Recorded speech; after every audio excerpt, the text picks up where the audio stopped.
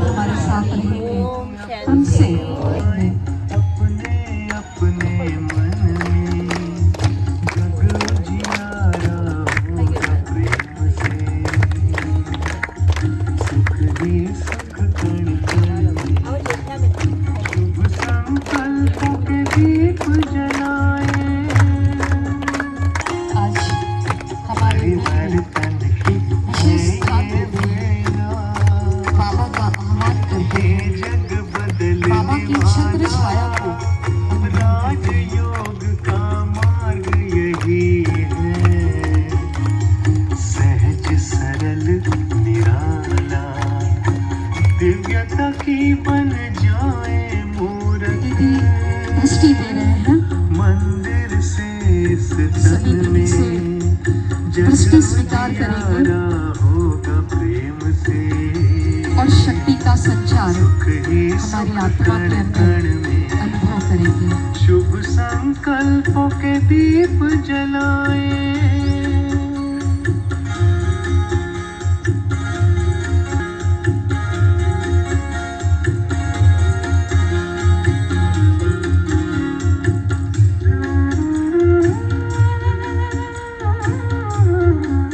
पुष्पों से और अम्बिका बेन तिलक से हम सभी की ओर से दीदी का स्वागत करेंगे।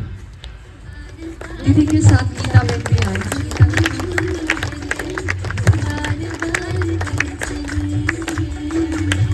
दीदी के साथ गीता बेन आए हैं। तो चेतना बेन का परिचय हम ले लिया। और भाई जो आए हैं, भाई कौन आए? आपका भी हम बहुत तहे दिल से इस लोटस की फुलवाड़ी की ओर से स्वागत करते हैं, अभिवादन करते हैं। दीदी ने कहा मेरे सामने नहीं रखना क्योंकि उनकी लहर चलती है अनुभवों की। मम्मा और बाबा ने अपने अंतिम समय के अंदर कैसे संपन्नता को पाया, ऐसी कुछ विशेष बातें आज हमारे बीच रखेंगे। हम सभी बहुत उत्सुकता के साथ इस जनवरी मास को समर्थ करते हुए उनकी वाणी को सुनेंगे और सुनते सुनते अंदर धारण भी करते रहेंगे। ओम शांति।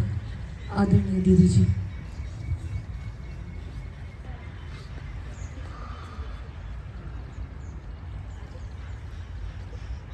ओम शांति। ओम शांति। ओम शांति। जब तीन मरी ओम शांति बोलते हैं तो हमारे आंखों के सामने कौन सी दादी याद आएगी? जानकी दादी। तो जानकी दादी हमारी अलौकिक माँ है, अलौकिक जन्म देने वाली। और सबसे खुशी की बात ये है कि गुजरात का सबसे पहला सेंटर साकार बाबा ने मधुबन से खोला। जैसे अभी कोई सेंटर खुलता है, कोई निमंत्रण देता है, मकान देता है, या मकान लेने के बाद सेंटर संभालने के लिए कोई न कोई निमित्त बनता है, तब सेंटर खुलता है। लेकिन गुजरात भाग्यशाली है कि वो सेंटर साकार बाबा ने खोलने का संकल्प कब आया? तो जब मम्मा बॉम्बे हॉस्पिटल में थी और 9 मास रमेश भाई के घर में रही, और उसी समय 9 मास के बाद डॉक्टरों ने बोल दिया था कि अभी मम्मा बहुत समय नहीं निकालेंगी और आपको जहाँ ले जाना है वहाँ ले जाओ। और जब अनिला बेन घर आई और रमेश भाई को ये समाचार सुनाया तो उनके बाद रमेश भाई ने शिलेंद्र दादी को बोला कि अभी न अभी आप बाबा के पास जाओ और मुझे बाबा को एक संदेश देना है। तो शिलेंद्र दादी ने कहा कि तुम कैसे हो, आप मुझे बता दो, मैं कल सुबह में जाएगी, तुम्हारा संदेश सुनाएगी और फिर मैं सुना दूंगी आपको। रमेश भाई ने बोला, दादी मैं आपसे बात नहीं कर सकता हूँ, मुझे डायरेक्ट ऑलमाइटी बाबा से बात करनी है। आप ऐसे ही अभी न अभी बाबा के पास जाओ, इतना ही कहो कि रमेश आपको याद कर रहा है और बहुत ज़रूरी बात करनी है। ये याद रखें कि बाबा के जो ऐसे अनन्य बच्चे हैं, बाबा भी उनकी रिगार्ड जरूर रखता है। दादी वतन में बाबा के पास गई और तुरंत ही बाबा मिलने आए। बोला, बच्चा क्या काम है? तो बोला, बाबा मम्मा के लिए डॉक्टर ने बोल दिया है और बोला है अभी बहुत थोड़ा समय है। बोला, अच्छा, ड्रामा, कोई और प्रतिभा नहीं, बस ड्रामा। बाबा ने कहा अभी तुम मम्मा को बताओ। रमेश भाई ने बोला, मैं कैसे बताऊंगा, मेरी माँ के लिए ऐसे मैं नहीं बोल सकता। ठीक है, तुम चिट्ठी लिखना। बोला, मैं चिट्ठी भी नहीं लिखूंगा, मैं चिट्ठी में क्या ये लिखूं? बाबा ने बोला, तुम पहले ऑफिस जाओ और कागज पेन लेके बैठो, बाबा को याद करो, मैं लिखाऊंगा। और वो ऑफिस जाके बैठे, आंखों से आंसू जाता था लिखते लिखते, लेकिन फिर भी बाबा ने बोला था, आज्ञा दी थी, तो रमेश भाई ने पत्र लिखा और बाबा ने डायरेक्शन दिया था कि पत्र लिखने के बाद परबीड़िए में बंद करके मम्मा के पास ले जाना और मम्मा रात को जब खाना खा लेती है और उनके बाद जब मम्मा खा के बैठती है तभी तक आप उनकी रूम में जाके पत्र देना। तो फिर रमेश भाई रात को मम्मा के पास गए और मम्मा को बोला, मम्मा ये पत्र जो है वो मैं आपके लिए लेके आया हूँ। बोला, किसने लिया है? बोला, ऑलमाइटी बाबा ने मेरे से लिखवाया है। अच्छा दो। तो मम्मा को पत्र दिया। मम्मा ने पत्र खोल के पढ़ा। मम्मा के चेहरे पर भी कोई भाव नहीं, जैसे ऑलमाइटी बाबा ने कहा इसे उनके मुंह से निकला ड्रामा।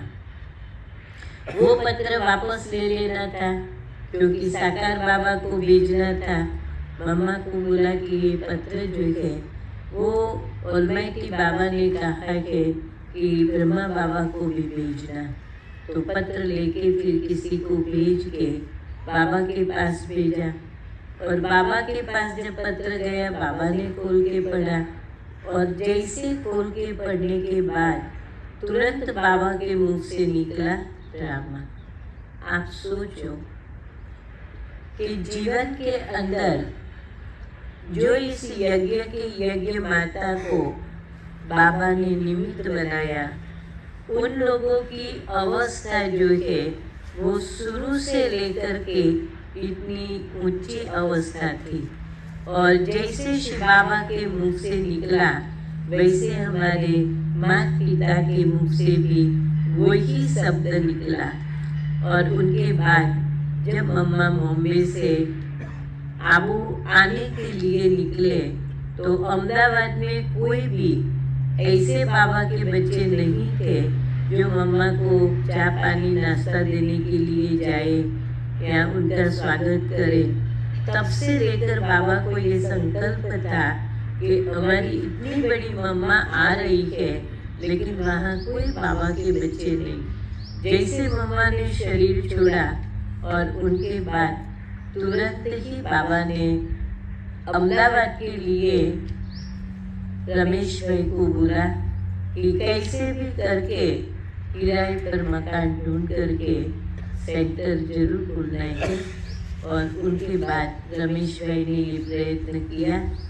1966 के अंदर अहमदाबाद के अंदर जब बाबा ने सेंटर खोला तो सेंटर के लिए किराया और मधुबन से सारे बर्तन है, रहने की जो भी घर की व्यवस्था है, अनाज पानी ये जो कुछ है और हर मास की जो खर्ची है वो भी बाबा मधुबन से भेजते थे। और जानकी दादी को बाबा ने निमित्त बनाया। और जानकी दादी की ये विशेषता है कि जहाँ भी बाबा ने उनको भेजा वहाँ बहुत दिल से बाबा की सेवा करती रही और सेंटर खुलते गए। वैसे अहमदाबाद के अंदर जब दादी पाली के अंदर किराए पर मकान लिया था और वहाँ जब दादी ने रहना शुरू किया और उनके साथ एक दो बहनों को भी बाबा ने रखा था, तो जिस समय अहमदाबाद में कार्य शुरू हुआ तो सबसे पहली गीता पाठशाला हमारे लौकी घर के अंदर खुली कालूपुर एरिया में।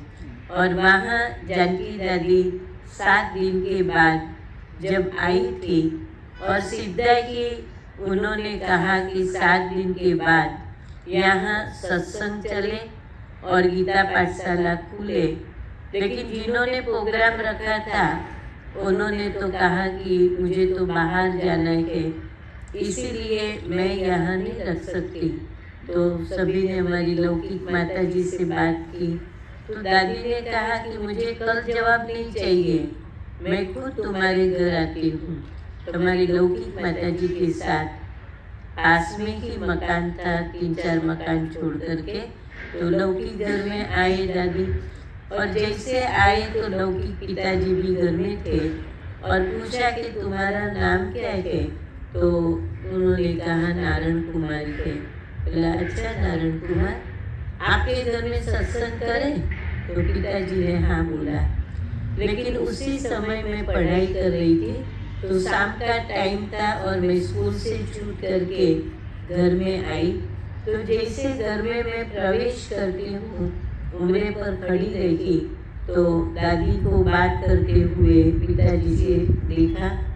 तो ऐसे भी मेरा जो लौकिक जीवन है बहुत छोटेपन से 5वीं 6ठी कक्षा में पढ़ती थी, तभी हमने ध्रुव, प्रहलाद और मीरा की बातें और कई योगियों के जो जीवन है वो मैं छोटेपन से पढ़ती थी या सुनती थी।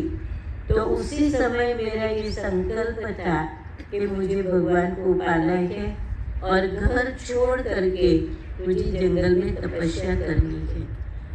और जब मैं तपस्या करने जाऊँ तो भगवान प्रसन्न जब होता है तो वो यही शब्द कहता है कि क्या वरदान चाहिए, जो वरदान चाहिए वो मैं देने के लिए तैयार हूँ। तब मैंने पहले से सोच रखा था कि 2 वरदान कौन सा मुझे चाहिए। तो एक तो मैं ये सोचती थी कि मुझे अपना जो जीवन है वो एक देवी जैसा बने, क्योंकि ऐसे माता जी को भी याद करती थी, शिव को भी याद करती थी। तो यही मैंने सोचा कि जैसे देवी की मूर्ति मंदिर में है वैसे मुझे अपना जीवन बनाना है। और दूसरी बात, उस समय ज्ञान नहीं था लेकिन इतना बुद्धि में था कि दुनिया के अंदर जो भी भाई बहन है वो मेरे भाई बहन है, लेकिन वो जब मुझे देखे तो उसके मन में एक ही संकल्प आए कि मेरी बहन ऐसी हो तो कैसा, बस और कुछ मुझे जीवन में नहीं चाहिए। लेकिन दादी ही हमारे घर में आए और जब मैं खड़ी थी तो दादी की नज़र गई और दादी ने पिताजी को बोला कि ये आपकी बच्ची नहीं है और आज ही मैं उनको लेके जाती हूँ क्योंकि वो भगवान की है। लेकिन ब्रह्मा कुमारी को जानते नहीं थे तो एकदम तो कोई दे नहीं सकते, तो पिताजी ने बोला मुझे पढ़ाना है। और उनके बाद दादी ने बात बदल करके कहा कि ठीक है, आपके घर में सत्संग तो चालू रखे। तो पिताजी ने हाँ बोला। लेकिन जब शुरू हो जाने के बाद पिताजी भी रेगुलर बाबा के क्लास में सुबह सुबह में सेंटर पर जाते थे, हम भी जाती थी, माता जी भी जाती थी। और दोपहर में हमारे घर में गीता पाठशाला शुरू हुई। और उनके बाद लौकिक पिताजी मिल के अंदर जब सर्विस करते थे तो यहाँ की सारी मिल 1 साल से बंद थी और पिताजी घर में थे। तो दादी ने बोला कि तुम बाबा के पास मधुबन चलो। पिताजी ने बोला कि अभी दादी मैं नहीं आ सकता, क्योंकि जब मुझे सर्विस मिलेगी तभी मैं मधुबन में आऊँगा, लेकिन अभी मैं नहीं आ सकता हूँ। तो बोला मैं टिकट निकलवाऊंगी, तुमको नौकरी मिले तब मुझे पैसा दे देना। पिताजी ने बोला कि दादी मैंने अपने जीवन के अंदर कैसी भी परिस्थिति है हमने कभी ऐसे हाथ नहीं किया है और मैं यज्ञ से कैसे ले सकता। तो भी दादी का दृढ़ संकल्प था कि मुझे ले ही जाना है, क्योंकि मैं उनको ले जाऊं तो इनको छुट्टी मिलेगी। तो पिताजी ने तो घर आके माताजी को बोला। माताजी ने बोला ठीक है, हमको दादी के पास से पैसा लेके टिकट नहीं चाहिए, लेकिन आप जाओ, हम कुछ भी करेंगे। तो उसी समय माताजी ने पिताजी को छुट्टी दी और छोटे भाई बहन थे एकदम छोटे, उनको भी आप ले जाओ। अभी वो टिकट जो पैसा था आने जाने का 11 रुपया और 8 आना बस की टिकट, 4 आना टैक्स का था, मतलब 12 रुपया होता और बच्चों का 6 रुपये होता। लेकिन वो पैसा बचाने के लिए हम लोगों ने घर के अंदर सब्जी और दूध लाना बंद कर दिया। और 4 आने की छाछ तो पहले के ज़माने में बहुत देते थे, वो लाते थे दोनों टाइम। घर के अंदर तो अनाज होता ही है, तो वो खा लेते थे और पैसा उसी रीति से बचाकर बाबा के पास भेजा। और जब बाबा के पास गए तो तुरंत ही बाबा ने पिताजी को पूछा कि बच्चे तुम क्या कर रहे हो। तो बोला बाबा मैं 1 साल से घर में बैठा हूँ। बोला बच्चे क्यों घर में बैठे हो, तुम्हारे लिए सर्विस तैयार है। बोला बाबा जो तैयार होती मेरे लायक तो मैं घर में नहीं बैठा रहता। नहीं बच्चे तुम्हारे लिए सर्विस तैयार है। तो 7 दिन पिताजी जब बाबा के पास रहे और जब बाबा की विदाई लेकर के जब घर में आए, तभी दूसरे ही दिन एक सेठ की चिट्ठी आई कि तुम अपने कारीगरों को लेके रात को 12 से 7 बजे की जो नौकरी है वो तुमको शुरू करना है। आप सोचो कि बाबा के पास जाने के बाद कैसे बाबा ने ये जैसे कि कहो कि वरदान, बाबा के बोल और उसके बोल से नौकरी मिल गई। लेकिन बाबा के पास ये अनुभव किया कि जो माँ बाप का प्यार नहीं पाया था छोटेपन से लेकर, वो बाबा से मिला। और जैसे मधुबन से आए तो मुझे एक ही बात बताई कि जिस दिन तुम बाबा के पास जाएगी तुम वापस घर में नहीं आएगी, क्योंकि मेरा वो जो समय था वो घर छोड़ के जंगल में जाने का संन्यास का समय था। और पिताजी ज्योतिष का जानते थे तो उसको मालूम था कि कोई प्रबल गुरु मिलेगा तो ये घर छोड़ के चली जाएगी। और वही समय था जो बाबा का ज्ञान मिला। और उनके बाद 1 मास के बाद जब मैं लौकिक घर से छुट्टी लेके बाबा के पास गई, हम 7 कन्याएं थी, जिसमें मैं थी, विजया बहन सिद्धपुर वाली थी और चंद्रिका बहन वेदांती बहन थी और 3 बहनें थी। ऐसे हम 7 बहनें जब बाबा के पास पहुँचे तो बाबा प्रांगण में खड़े हुए थे। और जैसे हम लोग गए तो बाबा ने कहा बच्चिया आ गए आप? अच्छा अभी तो आप थक के आई होगी, अभी जाके फ्रेश हो और फिर नाश्ता आदि करो, फिर बाबा अपने रूम में बुलाएगा। और उनके बाद फिर जब बाबा ने अपने रूम में बुलाया, हम 7 ही कन्या बाबा की रूम में बैठी हुई थी। और उसी समय बाबा ने सबको दृष्टि देते देते मुझे पूछा बच्ची तुम क्या कर रही हो। और भी सभी बहनों को पूछा कि बच्ची आप क्या कर रही हो। तो हम सभी पढ़ाई कर रहे थे और मेरे सामने दृष्टि देकर के बाबा ने कहा कि बच्ची अभी पढ़ाई नहीं पढ़नी है, क्या तुमको कोई नौकरी करनी है, टोकरी उठानी है? मैंने बोला नहीं बाबा। तो बोला बच्ची तुम अभी पढ़ाई छोड़ करके बाबा की सेवा में लग जाना। और उनके बाद जो 6 बहनें थी उनके सामने देख करके बाबा दृष्टि दे रहे थे। बाबा ने कहा तुम बच्चियों को पढ़ना है, पढ़ाई को छोड़ना नहीं है। तो चंद्रिका बेन, वेदांती बेन ऐसे भी बाहर के कार्य में विनोबा भाभी या रविशंकर महाराज के साथ बहुत सेवा की है, तो बोलने में होशियार थे। बोला बाबा ऐसे आप क्यों कहते हो, इनको छुड़ाते हो और हमको पढ़ाई के, तो हमको भी पढ़ाई नहीं पढ़नी है। तो बाबा ने जवाब दिया हर एक का भविष्य अपना अपना है। बच्चे आप लोगों को पढ़ाई पढ़ने के लिए तुम्हारा भविष्य अच्छा है और इनका छोड़ने के लिए, क्योंकि मुझे 3 बरस करना पड़े, उन लोगों का लास्ट ईयर था। और दूसरी बहनों का तो बाबा को भाग्य का मालूम होगा कि क्या है। तो बाबा ने फिर बोला हर एक का बाबा दिखता है। और उनके बाद जब मैं निकल रही थी तो बाबा ने कहा कि बच्ची मेरी छुट्टी लेकर के निकलना। तो जैसे बाबा अपने रूम में बैठे हुए थे और मैं बाबा के पास छुट्टी लेने के लिए जब गई तो बाबा कुर्सी में बैठे थे और मेरा हाथ पकड़ करके बाबा ने अपनी गोदी में बिठाया। और गोदी में बिठाने के बाद बाबा ने सिर ऊपर हाथ घुमाते हुए बोला कि बच्ची तुम्हारा नाम क्या है? तो मैंने बोला बाबा पूर्णिमा है। तो जैसे बाबा पत्र लिखता था तो भी पूरा नाम पूर्णिमा नहीं लिखता था, और जब बोलता भी था तो बाबा कहते हैं कि बच्ची तुम तो पूर्ण माँ हो, जगत की माता हो, और तुमको तो जगत का कल्याण करना है, और इसीलिए तुम बच्ची को अभी घर नहीं जाना है और सीधा ही बाबा की सेवा के अंदर सेंटर पर जाना है।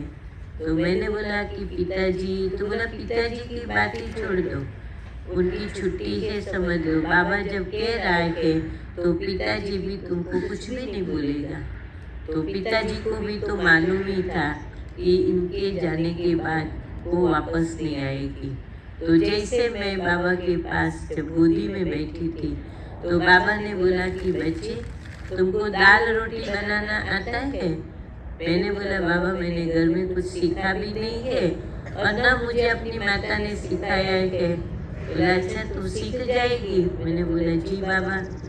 बाबा ने बोला अच्छा बच्ची दूसरा आपको 2 कपड़ा मिलेगा यज्ञ के अंदर, तो चलेगा?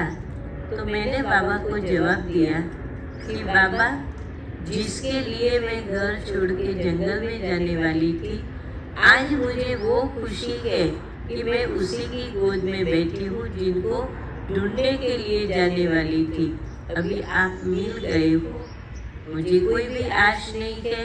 आप जैसे रखेंगे, जो खिलाएंगे, जो पिलाएंगे और जिस स्थिति में रहना होगा मैं जरूर रहूँगी।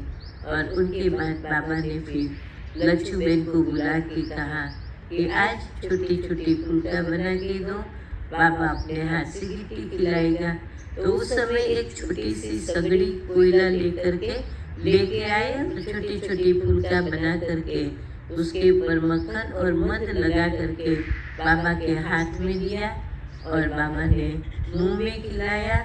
और इतना प्यार से एक माँ अपनी बच्ची को खिलाती है और जो प्यार करती है, स्नेह देती है, ऐसे बाबा ने दिया।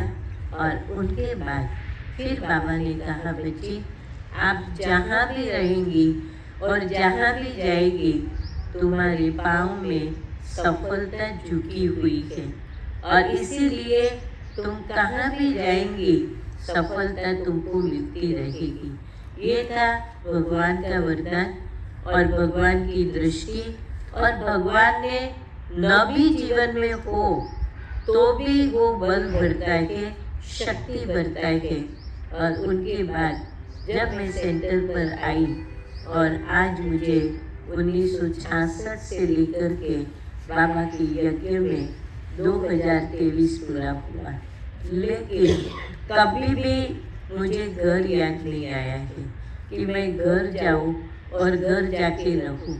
ये बाबा ने जीवन के अंदर ऐसी एक शक्ति भरी जो यज्ञ के अंदर 14 साल की तपस्या में अपनी दादियों का जो जीवन था, उन दादियों की पालना जो लिया है, उनके जैसा ही हमारे जीवन का विचार था। और उनके बाद मैं इतने सालों में 58 साल में घर तभी गई हूँ जब पिताजी कोमा में चले गए। 1 मास हॉस्पिटल में रही, शरीर छोड़ा, 13 दिन घर में रही और 13वां दिन पता करके वापस मैं सेवा में गई। और लौकिक माता जी जब हॉस्पिटल में दाखिल किया तब मैं 1 सप्ताह वहाँ रही। दूसरी बार वो गिर गई थी और ऑपरेशन था तो नलियत में लेके 1 मास रखा। और उनके बाद जब शरीर भी छोड़ा तब उसी दिन एक रात को उनके पास रखी थी और बाकी घर के अंदर कभी भी मैं एक रात नहीं रखी। ये यज्ञ के अंदर बाबा ने जैसे भट्टी में रखा। और उनके बाद बाबा ने 1968 के अंदर बाबा के पास ऐसे मैं 3 बारी गई थी और 3 बारी बाबा की बहुत अच्छी पालनाएँ मिलती रही। और उनके बाद जब जानकी दादी के पास में 6 मास रही और सरला दीदी तो बाद में आई थी। और सरला दीदी जब आई उनके बाद उनके साथ भी थोड़ा कुछ 1 आध बरस में रही। और 1968 के अंदर दिसंबर में आनंद के अंदर प्रदर्शनी थी, तब हम सभी कन्याओं को सेवा में भेजा हुआ था दीदी ने। और उनके बाद बड़ौदा में वार्षिक उत्सव 1 तारीख 1969 में था। तो दीदी ने कहा कि आप सभी को अभी यहाँ से ही सीधा बड़ौदा जाना है। तो उनके बाद जब हम बड़ौदा गए तो 1 तारीख से लेकर के बाबा की न्याय मंदिर में सेवा थी। हम सभी वहाँ सेवा में रुके हुए थे। और उस समय बाबा ने कहा था कि बच्चे, जब वार्षिक उत्सव है तो आप लोग हेलीकॉप्टर से पर्चा गिराना। उस समय बाबा तार करता था जो जाहिर सभा में हम लोग पढ़ते थे, तो बाबा ने तार भी किया था और हेलीकॉप्टर से पर्चा भी गिराया था। और उनके बाद जब 18 तारीख थी तो उस समय दीदी ने बोला कि आज हम सभी लास्ट दिन है, लेकिन एक दिन जब हमको हॉल फ्री मिलता है तो 19 तारीख तक प्रदर्शनी रहेगी और उनके बाद 20 तारीख को सब समेट करके हम लोग बाबा के पास मिलने जाएंगे। तो किसको किसको आना है? तो हम सभी ने हाथ उठाया। तो दीदी कह रही थी कि जब बाबा के पास जाएंगे तो समझेंगे गुजराती बच्चियाँ आई है, तो चलो बच्चियों को रास गरबा कराए, पिकनिक कराए, क्योंकि सेवा करके थक के आए होंगे। तो ऐसी बातें दीदी सुना रही थी। और 18 तारीख रात को ग्रामोफोन बजता था और हम सभी गरबा गा रहे थे।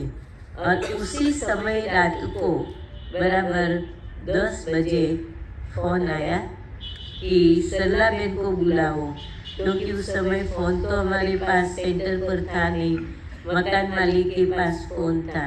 तो दीदी ऊपर गई तो दादी ने कहा कि सरला, अभी न अभी तुमको निकलना पड़ेगा, हमारे बाबा चले गए हैं। दीदी ने बोला कि हम सच नहीं मानते हैं, क्योंकि बाबा ने तो ये कहा मैं लेके जाऊंगा, तो कैसे चला जाएगा। बोला अभी मुझे ज़्यादा बात नहीं करो, मैं सच बताती हूँ कि बाबा वतन में चले गए थे। तो जैसे दीदी नीचे आके हम सभी को सुनाए, वो जो खुशी थी, जो आनंद था, वो तो हम खेल पाल कर रहे थे, तो वो तो स्वाभाविक है। ये सुनते सभी का कैसी अवस्था होगी। दीदी ने कहा मैं तो 1:30 बजे जाती हूँ ट्रेन में और किसी को आना है, तो सभी जाने के लिए तैयार हुए। लेकिन मुझे दीदी ने कहा कि तुमको यहाँ रहना है, तुमको नहीं आना है, क्योंकि सभी जो बहनें हैं वो तैयार हो गई थी जाने के लिए। तो मेरे साथ एक माता को रखा। मेरा एक नेचर है कि कोई बड़ा कहे तो मैं कोई जवाब दे नहीं सकती थी और न भी मैं ना कह सकती थी, लेकिन दिल में था कि जिस बाप ने अपनी गोदी में बिठाकर समर्पित किया उसी बाप को मैं अंतिम घड़ी में नहीं देख सकेंगी। तो फिर मैंने ठीक बोला, हाँ मैं रहेंगी। वो लोग सब चले गए तो हम 3 दिन तक रात और दिन जा करके बटिया करते रहे। माता और क्लास के भाई बहन आते थे और 2 गीत की लीटी बजाती थी कि हाय मेरा दिल का खिलौना टूट गया, और दूसरा गीत है मुझे अपनी शरण में ले लूला। लेकिन बाबा को 63 घंटे के बाद जब अग्नि संस्कार हुआ तो हमको कोई समाचार नहीं मिलता था, लेकिन मन के अंदर जैसे बाबा की याद इतनी लगन से आंखों से आंसू जाता।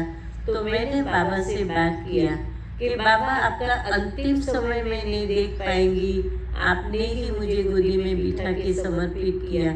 तो आपको आश्चर्य लगेगा, आंखें खुली है, आंखों से आंसू जाता है, लेकिन मधुबन के अंदर बाबा को जो कुछ क्रिया किया है वो जैसे आंखों के सामने दिखाई देती थी।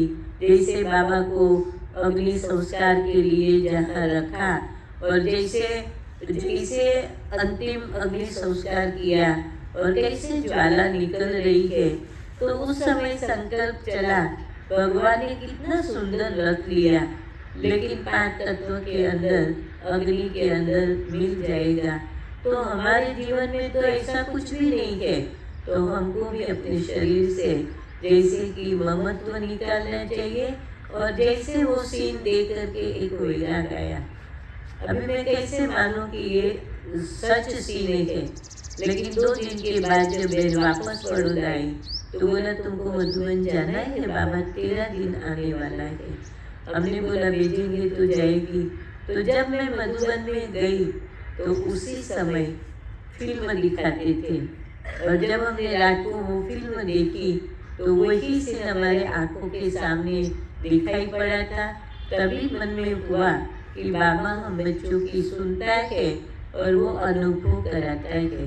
और उनके बाद पहले की बात मैं बताऊं, बाबा ने शरीर छोड़ते पहले जब मुझे बड़ौदा जाना हुआ तो बाबा ने पत्र लिखा कि बच्ची अभी तुमको बड़ौदा में दमयंती के साथ रहना है। बड़ौदा बड़ा स्टेट है और बड़ा दाव लगाने वाला है। तुम गुजराती बच्ची को और बच्ची को अच्छी रीति से मदद करनी है। ऐसे बाबा का पत्र आया और ऐसे ही बड़ौदा में रहने का मेरा फाइनल हुआ। और जैसे फाइनल हुआ और 18 तारीख को बाबा ने विदाई दिया। ये था बड़ौदा रहने का बाबा की आज्ञा से। बड़ौदा में 5 बरस रही।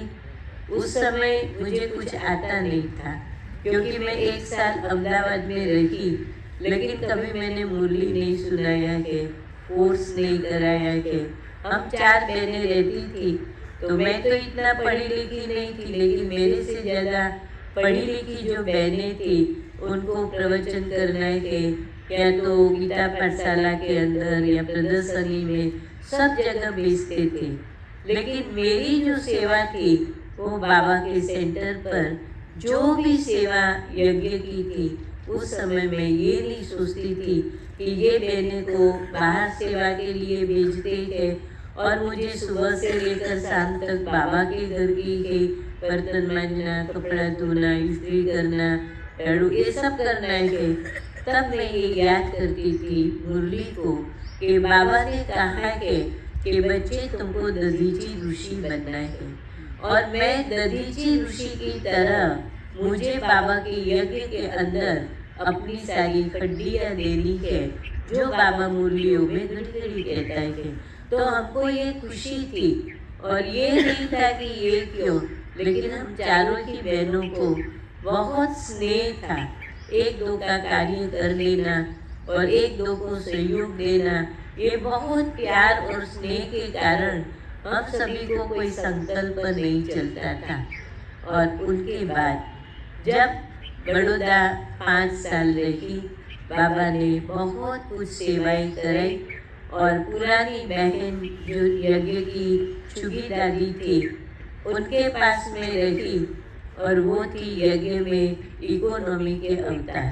क्योंकि 14 साल की भट्टी में तो आप सभी को मालूम है कि कैसे बेगरी पार्ट में सब बहनों ने अपने जीवन को व्यतीत किया था, वैसे उनका जो जीवन था उनसे मुझे अपने जीवन के अंदर भी बहुत सीखना मिला। बाबा के यज्ञ में जब कुछ भी आता था तो पहले ये कहते थे कि हमको पहले ये मधुबन के लिए निकालना है, बाबा के घर में हमको बेचना है और हमको पहले ये करना है। और जो भी भाई बहन थे उनको कोई एक दिन भी नहीं आया होगा तो उनके लिए टोली छिपा करके रखेगी। वो कहेगी ये टोली आपको, ये चीज़ें आपको लेनी नहीं है, खानी नहीं है, मैंने किसी के लिए रखा है। एक दिन भी जो नहीं कोई आएगा नहीं तो कहते हैं लाला मैं अभी होके आती हूँ, लाला नहीं आया तो पता नहीं तबीयत ठीक है या नहीं। उसके घर जाती थी और उनका समाचार पूछ के जो टोली छिपा के रखते थे वो लेके जाती थी। माना सभी की पालना वो जो करती थी, अपने लिए कुछ भी नहीं लेकिन औरों के लिए कैसे हम बाबा के बच्चों को तैयार करें, वो उनकी विशेषता थी। बड़ौदा में 5 साल उनके साथ में रही। उनके लौकिक भाई ने जैसे 2 बारी आँख का ऑपरेशन के लिए 5-5 हज़ार दिया हुआ था। बोला तुम ऑपरेशन कराओ, खर्च होगा ने तो ये पैसे से कराना। वो कहती थी मैं अपने भाई के पैसे से क्यों खर्च करूं, और मुझे उनकी याद आएगी तो वो मधुबन भेज देती थी। और दादी को कहती थी मेरे भाई ने दिया है ऑपरेशन के लिए लेकिन मुझे नहीं रखना है। दादी ने बोला ठीक है कि तुम ऑपरेशन का पैसा है ना मधुबन यज्ञ से मंगवा लेना। बोला मैं यज्ञ से क्यों मंगवाऊँ, क्योंकि इतने सारे भाई बहन है तो क्या ये इतना नहीं करेगा, तो यज्ञ से भी मंगाने के लिए तैयार नहीं थी। उनके बाद फिर जैसे कि बाबा ने कैसे वो रमेश भाई आया बॉम्बे से, रमेश भाई मुझे ऑपरेशन करा। बोला बॉम्बे आ जाना, नीला डॉक्टर है ना वो तुम्हारी डॉक्टर है तो संभाले। बोला मैं बॉम्बे क्यों आऊँ, नडियाद में पूर्णिमा रहती है तो क्या मेरे पास आनंद नहीं आएगी। मैंने बोला मैं आनंद आऊँगी लेकिन मैं चाहती हूँ आप नडियाद आके ऑपरेशन कराओ, खर्च सब कुछ बाबा की इस यज्ञ से होगा। माना जिसको भी उनको बुद्धि में एक ही था कि हमारे 2 जन ने ऑपरेशन कराया ने तो शरीर छोड़ दिया। एक तो आनंद सेंटर खोलने का निमित्त भाई था, उन्होंने ऑपरेशन कराया अहमदाबाद में और शरीर छोड़ दिया। और दूसरी उसकी युगल आनंद में ऑपरेशन कराया और 1 सप्ताह के बाद उन्होंने तो वो कहती मैं भी ऑपरेशन कराऊंगी ना तो शरीर छूट जाए तो वो 5,000 चला जाएगा ने, तो यज्ञ का पैसा चला जाए तो मुझे ऑपरेशन ही नहीं कराना है। आप देखो कैसा सोच बाबा की यज्ञ के बहनों का, भट्टियों में रही हुई बहनों का, बाबा की पालना की हुई बहनों का चलता और सचमुच ऐसे ही हुआ। उनके आँख के ऑपरेशन के पहले ही उन्होंने शरीर छोड़ दिया था। और उनके बाद सारा की खेड़ा जिला का संभालने का, क्योंकि बड़ौदा भी संभालती थी, नडियाद भी संभालती थी और फिर बड़ौदा से वो आनंद आ गई थी तो खेड़ा जिला का सारा कार्य वही इंचार्ज थी, वही संभालती थी। लेकिन उनकी इच्छा थी वहाँ के भाई बहनों की बड़ौदा के नडियाद में सेंटर खुलना चाहिए क्योंकि चरोतर के पटेल बहुत एक है। तो फिर बात किया तो प्रदर्शनी 17 में रखी। 1974 की 1 तारीख में नडियाद में आई और उसी समय सारे प्रदर्शनी के सामान और सीधा साधा जो है चावल है, दाल है, मसाला सब कुछ ले करके, क्योंकि भोजन आदि बनाना था भाई बहनों को खाने के लिए, वो सब लेके आए थे। तो दीदी उस समय नवनिर्माण का तूफान था मैंने बोला दीदी अभी कर्फ्यू लगता है ना, तो अभी पूरा हुआ, अभी मुझे बड़ौदा ले चलो। बोला कैसे मैं बड़ौदा लेके जाएगी, तुमको यहाँ ही रहना है, मैं बड़ौदा नहीं ले जाऊंगी, तुम कैसे भी करके सेवा करो। तो एक 60 बरस का बुढ़ा काका था जिसको मैं बापूजी कहती थी, तो उनको मैंने कोर्स कराया था। तो मैंने कहा मुझे अभी बड़ौदा जाने का संकल्प है, नवनिर्माण में कर्फ्यू लगे कौन आएगा। तो बोला नहीं मैं अपने घर में ले जाता हूँ। तो दीदी को तो ऐसी इच्छा ही थी कि उनको कोई लेके जाए और सेवा हमारी चालू रहे। तो उसी समय मैं 4 मास तक उसी भाई के घर में रही और दूसरा 4 मास आपके ही जैसे गृहस्थी परिवार में 4 मास रही। और उनके बाद फिर दादी ने सभी भाई बहनों को बोला कि हमारी बहनें घर छोड़ के आती है, आपके घर में कितना समय रहेगी, तो इसीलिए आप अभी किराए पर मकान किराए पर लिया। लेकिन आश्चर्य की बात ये है हमारे पास कुछ भी नहीं था। हमको सब कुछ खाने पीने के लिए सब कुछ मिला था। हम अपना 4 कपड़ा लेके आई थी और खाने पीने की चीजें थी। और ऐसे भी कोई सुनने के लिए आता था तो कोई दूध रोटी लेके आता था, कोई थोड़ी कुछ सब्जी लेके आता था, कोई आटा लेके आता था, जिससे मंदिरों में होता है तो वैसे चल जाता था। लेकिन हाथ में पैसा एक भी नहीं था, तो सेवा कैसे करें। लेकिन देखो बाबा ने कैसे नडियाद की गली गली में चल कर के जाते थे, प्रोजेक्टर लेकर के जाते थे और प्रोजेक्टर, लिटरेचर और सेवा का साधन तो सब रख के गए थे। तो उस समय थोड़े थोड़े जो भाई लोग निकले थे, माताएं निकली थी, वो सब साथ में चलते थे। रिक्शा में जाना हो तो भाई लोग साथ में थे तो पैसा रिक्शे का दे देते थे, और चल के जाना हो तो कोई प्रश्न नहीं होता था। ऐसे सेवाओं की बाबा की वहाँ शुरुआत हुई और किराए पर मकान लिया लखावाड़ के अंदर, 1 रूम और 1 किचन, जहाँ रसोई भी बनाओ, सभी जाए, सुबह की क्लास हो, सब चले जाए, कुछ नाश्ता अगले दिन बना हो वो खा लेते थे। और 12 बजे के बाद जब सेंटर बंद हो तब रसोई बनाते थे, आराम करते थे। फिर 4 बजता था, फिर सेवा शुरू होती थी और रात को प्रोजेक्टर में सेवाएं सब शुरू होती थी। ऐसे नडियाद की सेवा शुरू होते होते आज एक मुझे लगता है कि 50 वर्ष नडियाद के अंदर पूरा हुआ। 51वां साल अभी 2024 में शुरू हुआ और इतने समय में 49 सेंटर खुले हुए हैं। गीता पाठशाला 500 से भी ऊपर है और अपनी आध्यात्मिक हॉस्टल भी है, जहाँ से लेकर 32 साल से हॉस्टल से बहुत कन्याएं तैयार होकर के निकली हुई है और टीचर बनकर के बाबा की बहुत सेवाएं भी कर रही है। और उनके बाद वहाँ नडियाद में जो नई सेवा शुरू हुई वो है बीके टीचर्स ट्रेनिंग।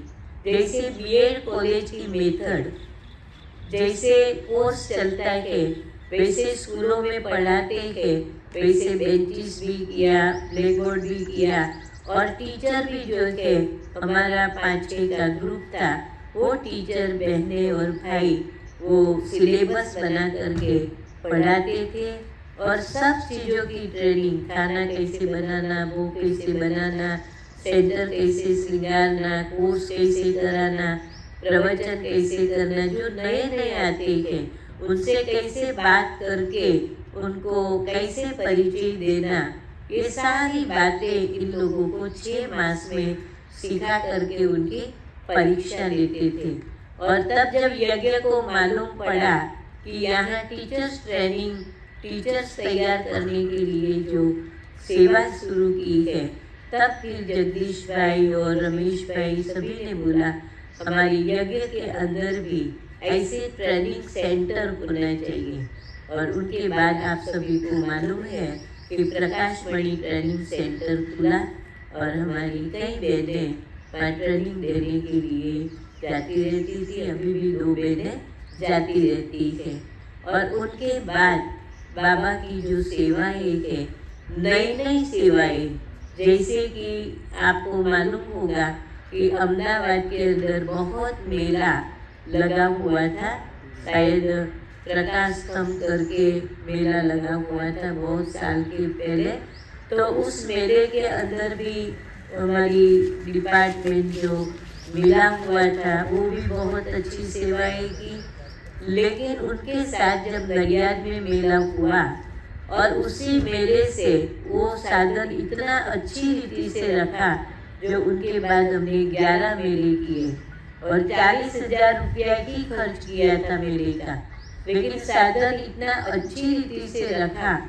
यहाँ अहमदाबाद के अंदर कांकरिया का फुटबॉल ग्राउंड में भी मेला हुआ हमारी ही चित्रों से, और महादेव नगर के अंदर विजयनगर सोसाइटी है वहाँ भी मेला हुआ था, और उनके बाद चितपुर में हुआ, जामनगर में हुआ, कई जगह मेले 11 मेले हुए और हमारे ही ग्रुप में बहुत मेले हुए।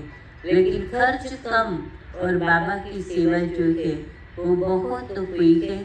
और उनके बाद बाबा ने और भी नई सेवाएं जो करवाई, वो हमारी यज्ञ के अंदर जो अभी कंप्यूटर के द्वारा अकाउंट चलता है, और उनका जो सॉफ्टवेयर है वो भी हमारे नडियाद के जो विपिन भाई है और उन्होंने बनाया। और उसी समय रमेश भाई ने भी बहुत अच्छा प्रोत्साहन दिया था, और 10 साल तक हमारा जो अकाउंट का कार्य है वो नडियाद से चलता था। फिर यज्ञ को वो सॉफ्टवेयर सौंप दिया। अभी यज्ञ से इतना बड़ा कार्य बहुत इतने सारे सेंटरों का चल रहा है। ऐसे कई नई सेवाएं, मृत्यु सेवा जो नडियाद के अंदर स्मशान पुराना बना हुआ था, वहाँ भाई लोग रात को जाग करके पेंटिंग करते थे, और कई बार छुट्टी के दिन सुबह में भी वहाँ ही खाना खाते थे और वहाँ ही हम लोग टिफिन बेचते थे। और मृत्यु की सेवा बहुत अच्छे चित्र बनाए थे स्मशान में। तब अपनी दादी, बड़ी दीदी, मनोहर दादी जब भी नडियाद में आते थे तो स्मशान देखने के लिए जरूर जाते थे और साकार बाबा को याद करते थे कि बाबा हमको चित्र लेकर के स्मशान में भेजता था और सेवाएं कैसे करवाई। और उस समय हमने मृत्यु की किताबें छपा करके सबको देते थे। स्मशान के अंदर से एड्रेस भाई लोग लाते थे और जहाँ जहाँ भाई बहनों को कहते थे कि आप किताब लेके आओ, और उनको कहने का कि हम लोग मृत्यु के बाद 3 दिन शांति शिविर करते हैं। तो मृत्यु प्रवचन भी हमारा वहाँ उस समय शुरू हुआ, सत्यनारायण की कथाएं भी शुरू हुई, और बहुत नई नई सेवाएं बाबा ने उसी स्थान से करवाई। तब सभी ने सोचा कि हमें अपना कुछ मकान ले।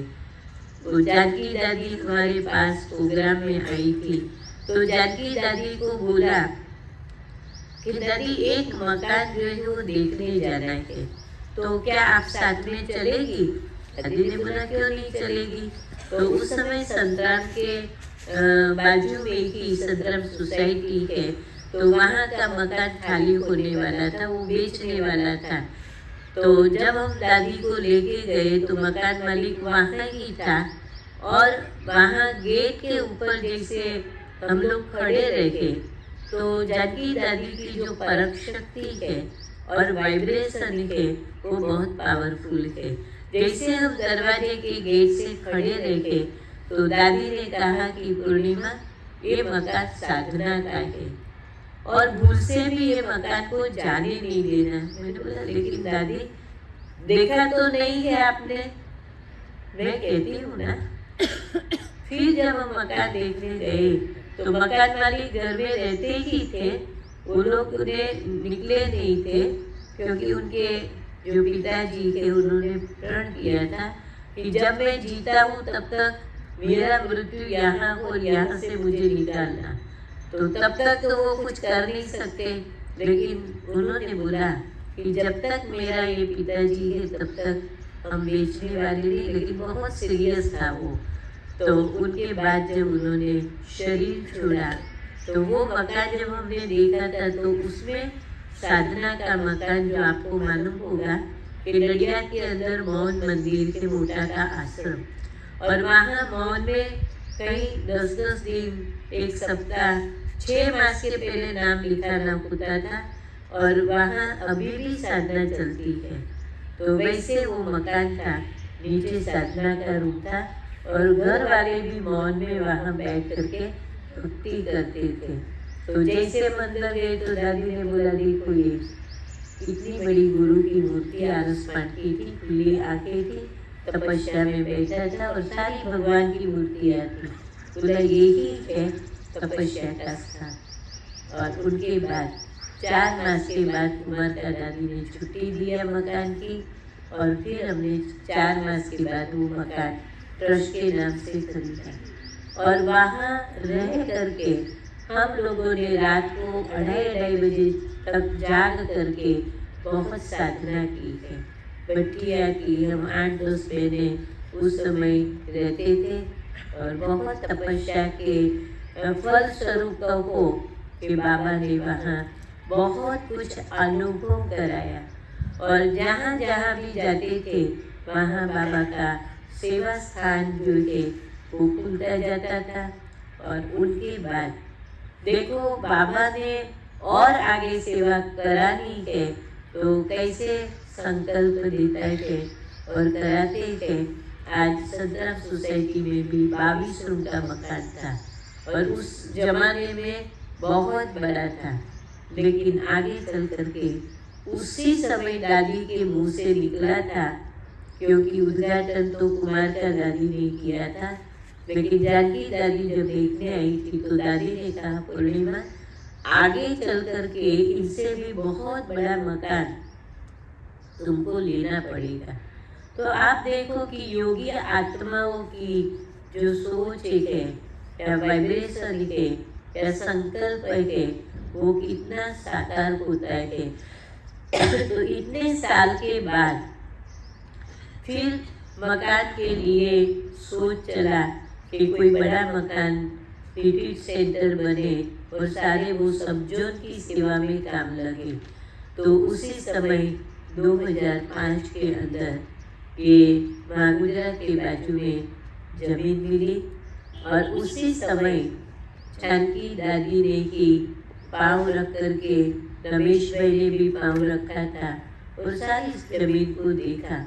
लेकिन बाबा ऐसे कोई दे नहीं देता है, दिला नहीं देता है, लेकिन हम बच्चों की परीक्षा भी लेता है।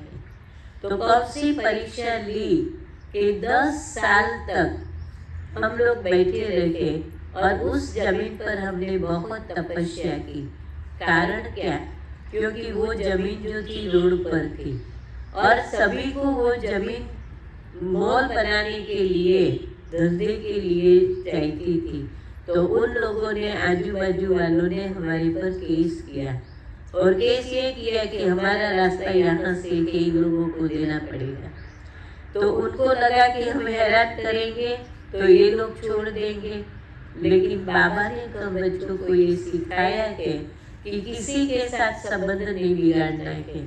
तो 10 साल तक हम लोगों ने अपने जीवन के अंदर तपस्या का ही मूल रखा, और जानकी दादी ने एक फोटा दिया था ओरिजिनल बाबा का, वहाँ एक झुपड़ी बनाओ और झुपड़ी के अंदर ये बाबा को रख देना, बाबा अपने आप सब कुछ कराएगा।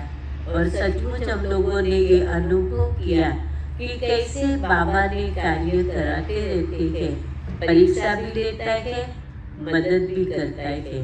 तो 2005 में जमीन लेने के बाद 2015 के अंदर 10 बरस के बाद हमारा केस अपने तरफ आया।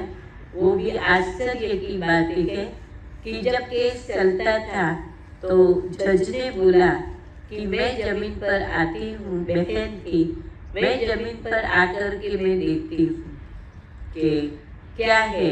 जब जमीन पर आई तो जिन्होंने केस किया उन लोगों को बुलाया, और सारे कागज क्लियर थे अपने। तो उनको बोला कि काका आप बताओ अब आपको क्या करना है, आपको कोर्ट में आके सही करनी है या जेल में जाना है? 2 से एक बात नक्की कर लो। आप सोचो, ये किसने कराया? बाबा ने ही कराया। उनको जज कभी भी किसी के पास जाएगी नहीं, लेकिन पता नहीं बाबा ने कैसे उनको प्रेरणा की होगी। जब आई तो वो काका ने बोला कि हाँ मैं कल आता हूँ, उन्होंने सही कर दी, हम लोग केस जीत गए। तो देखो, दूसरी जगह भी ऐसे हुआ, वो भी केस जीत गए। और तीसरे ने जब नोटिस भेजी तो प्रॉब्लम उनका ही निकला, तो वो फिर सामने से आया कि मामा हमारा प्रॉब्लम सोल्व करो, क्योंकि ये तो क्योंकि अपना दूसरी जमीन लेनी थी, उसका उन्होंने 3 मुठ्ठा जमीन ले ली थी पहले से माँ गुजरात वालों ने, तो उनको भी फॉल्ट में था। तो फिर उन्होंने कहा कि सब ने फिर तो बाद में सपोर्ट दिया और 2015 में जानकी दादी ने खातमुहूर्त किया, 2018 में जानकी दादी ने उद्घाटन किया। और उनके बाद देखो बाबा की अभी सेवा जो है, वहाँ भी 6 बरस अभी पूरा हुआ है भवन में, बहुत सेवाएं होती। अभी हमको सेवा के लिए कहाँ जाना नहीं पड़ता है, लेकिन सारी संस्था वाले अभी सामने से आते हैं कि भाई हमको यहाँ प्रोग्राम रखना है, तो आप हमको ये हॉल दे सकते हो, क्योंकि ऑडिटोरियम हॉल जो है वो 800 बैठ सकते हैं, 150 ले सकते हैं और 200 का कॉन्फ्रेंस हॉल है और सारी सुविधा वहाँ रखी हुई है। तो देखो, बाबा को कोई भी कार्य कराना होता है तो वो सहज कराता है, लेकिन विशेषता ये है कि ये बाबा के भवन के अंदर सभी ने, गरीब से गरीब लोगों ने भी, हर एक ने अपने तन से, अपने मन से, अपने धन से बाबा के कार्य में एक एक ईंट लगा करके सारे सब्जों के सहयोग से बाबा का ये भवन जो है वो संपन्न हुआ। और नई सेवा बाबा कैसे कराता रहता है, आप लोगों को ये मालूम होगा कि जो प्रकृति के जब प्रकोप होते हैं तभी लोगों का लाखों रुपए का नुकसान होता, घर भी चला जाता, चीजें भी नहीं रहती, घर बार बिगड़ के रहते हैं। अभी ऐसे समय पर हम ब्राह्मणों को क्या करना चाहिए? तो ये कहते थे कि बाबा मुरली में कहता है कि हमको किसी को दान नहीं देना है, किसी को कुछ देना नहीं है, लेकिन हमारा जो सोच है वो कुछ अलग है, क्योंकि इसी धरती पर जो भी भाई बहन है वो किसके बच्चे हैं, किसके बच्चे हैं? अभी बाबा ही कहता है कि चाहे ज्ञान लिया है या नहीं लिया है, लेकिन वो तो मेरे ही बच्चे हैं।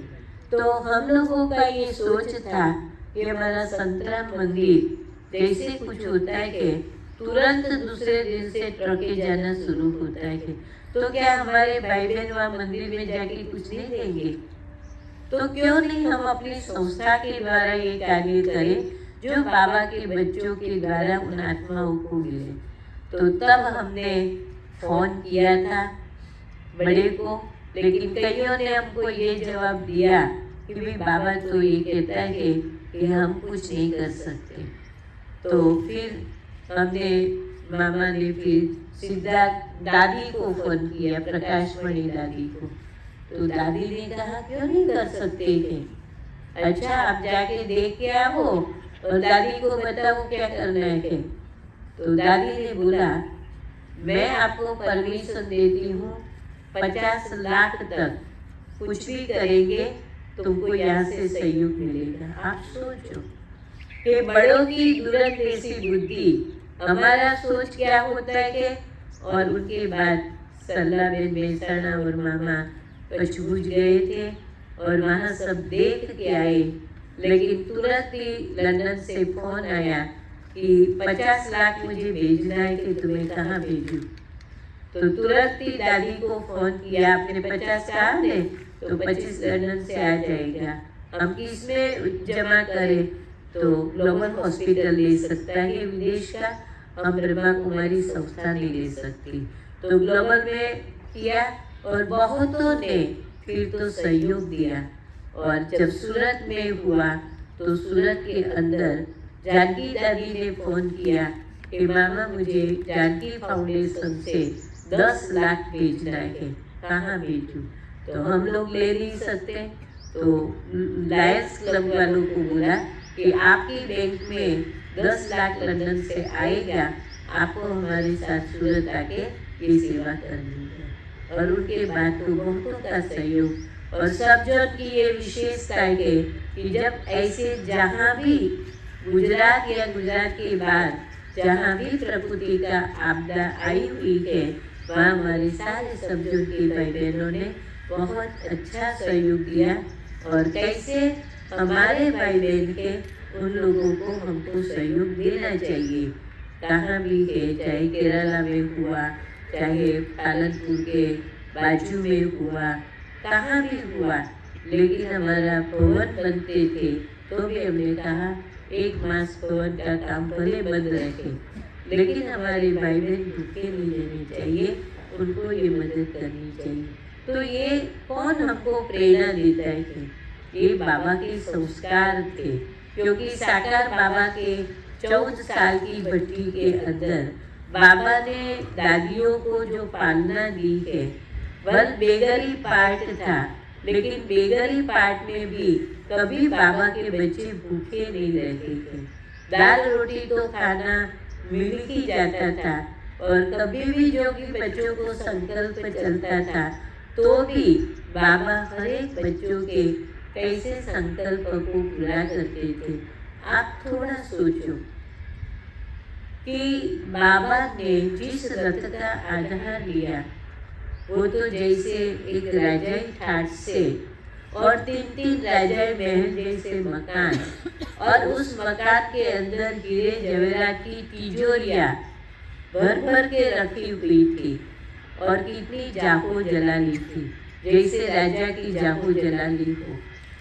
लेकिन जब भगवान ने उनके अंदर प्रवेश किया, और प्रवेश करने के बाद जब उनको आदेश मिला तो उन्होंने एक भी संकल्प नहीं किया कि मैं क्या करूं। जब अपने घर से 60 बरस की उम्र के बाद जब वैराग आया और परिवार को बिठा के कहा कि मुझे अब साधना करना है, भगवान को प्राप्त करना है, और उनकी छुट्टी लेके 6 मास कैसे बाबा ने तपस्या की। उनके मित्र ने एक बगला दे दिया, वहाँ एक वृक्ष था, और वृक्ष के नीचे बाबा थल्ले पर बैठ करके साधना घंटों तक करता था। कितने मास तक बाबा ने उसी स्थान पर बैठ करके इतनी लगन से तपस्या करते गए, और उस तपस्या के फल स्वरूप शिव बाबा ने उनके माध्यम का आधार दिया। लेकिन भगवान को जब वो रथ लेना था तो पहले उनकी तपस्या जो है वो करवाई, और तपस्या के फल स्वरूप स्वयं भगवान ने उसमें प्रवेश किया, और प्रवेश करते पहले साक्षात्कार कराया और आदेश दिया, और उस आदेश को 1 सेकंड के अंदर उन्होंने भगवान के आगे यही प्रतिज्ञा ली कि मेरा जो कुछ है वो सब कुछ तेरा है। और इसीलिए उसी समय तन से, मन से, धन से, संकल्प और श्वास से वो शिव बाबा को समर्पित हुआ। और सबसे पहला पत्र उन्होंने अपने परिवार के अंदर जब लिखा तो क्या लिखा? पहले जब बाबा बाहर जाते बड़े प्यार से पत्र लिखते थे या पत्र, लेकिन जब शिव बाबा ने प्रवेश करने के बाद बाबा ने जो पत्र लिखा कि जसोदा आत्मा है, नारायण कुमार आत्मा है, ब्रिजेंद्र आत्मा, ये सब आत्मा आत्मा आत्मा और कुछ नहीं। जो भी संबंधी है नाम लिख करके आत्मा का पाठ पक्का करा। और उनके बाद सबको आश्चर्य लगा पत्र पढ़ के कि दादा को कुछ हो गया है। जब घर आए तो आप सभी को मालूम है उनके द्वारा साक्षात्कार हुए, कार्य शुरू हुआ, लेकिन सारे परिवार को बिठा करके बोला कि अभी मैं भगवान को समर्पित हो चुका हूँ। तद्दा भी समेट लिया और परिवार को बिठा के कहा कि आपका क्या सोच है, तो आपका जो सोच है वही परिवार का।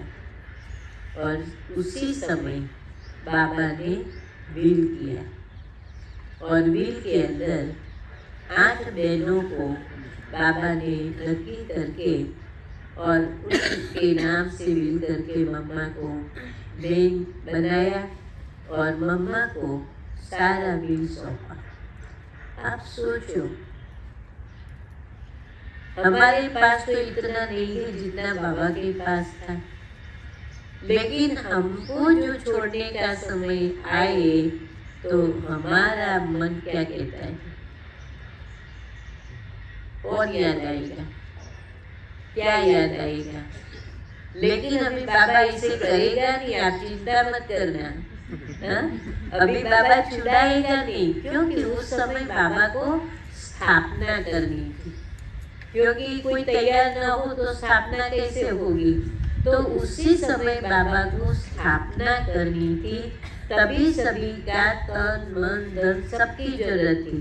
लेकिन बाबा ने किसी का धन नहीं दिया है, कि वो तो आपको मालूम ही होगा कि बाबा ने अपने धन से और बाबा के लौकिक भतीजा विश्व किशोर बाबू था, उन्होंने समर्पित किया। और हमारी कई दादियाँ परिवार सहित आई, उन लोगों ने अपना धन समर्पित किया। उनसे 14 साल यज्ञ चला और उनके बाद जब बड़ी दीदी के जो चाचा थे उन्होंने कहा कि अभी आप भारत में आ जाओ, क्योंकि उस समय टिकट के पैसे भी नहीं थे, लेकिन उन्होंने कहा कि सब कुछ खाने पीने का टिकट का खर्चा मैं करूँगा। तो बाबा तो सबको लेके आए, तो उन्होंने किसी ने चढ़ाया कि आप पैसा देंगे नहीं तो संस्था आगे चलेगी, और हमारी जो कन्याएं हैं वो वापस घर में नहीं आएगी, तो आप मदद नहीं करना। तो नहीं मदद किया, कुछ भी नहीं दिया। लेकिन उस समय जो बेगरी पाठ चला वो ऐसा चला कि फिर भी बाबा ने एक दिन भी किसी बच्चियों को और बच्चे को भूखे नहीं रखा। कैसे बाबा प्रेरणा दिया। और बड़ी दीदी का जो भाभी था उनको बाबा की याद बहुत आई, और उन्होंने सारा अनाज और मनी ऑर्डर किया। और बाबा के कैसे यज्ञ में जब जब भीड़ पड़ी है, तब भगवान ने कैसे मदद किया है, वो यज्ञ के भाई बहनों ने कैसे अनुभव किया है। लेकिन हम सभी को ये याद रखना है इस जनवरी मास के अंदर कि बाबा ने जो तपस्या की, अभी हम भी कैसे करें, क्योंकि बाबा हम बच्चों को हमारे सामने बाबा और मम्मा दोनों एक आदर्श है, और उनकी जीवन की बातों को हम पढ़ते रहे, दादियों के जीवन की बातों को हम पढ़ते रहे, तो बाबा की याद कैसे नेचुरल आए वो सीखना हो, और वो अवस्था लानी हो। तो ऐसे ऐसे जीवन के जो अनुभव है वो हम पढ़ते रहे। हमेशा मैं याद करती हूँ जगदीश भाई को।